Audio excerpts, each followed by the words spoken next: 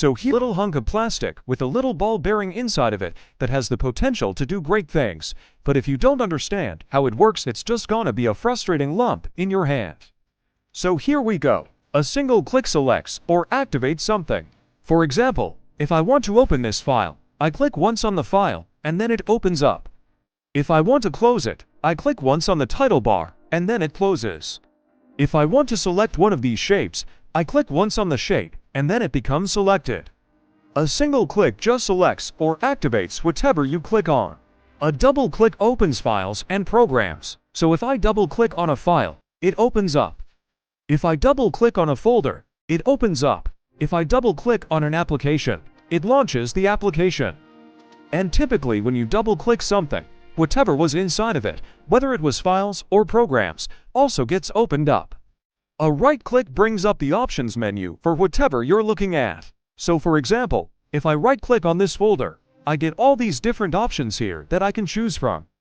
If I right click on my desktop, I get the option to change the background. If I right click on a file, I can rename it or delete it or get some other options. But basically a right click gives you more options. Then there's something called drag and drop, which is where you click once on an item, then move your mouse while still holding the click down, and then let go of the click. So for example, if I want to move this shape over here and drop it into this corner, I click once, move it while holding the click down, and then let go. And that's called a drag and drop. You use drag and drop to move items around.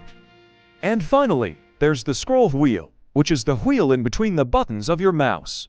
And when you scroll up or down, it moves you through a document or a web page. So for example, if I scroll up and down here, it moves through the entire document. If I were on a web page, it would move up and down that web page. So those are the basics. One click selects or activates. Two clicks opens files and programs. A right click brings up the options menu. You use drag and drop to actually move items around. And the scroll wheel scrolls through things like documents and web pages.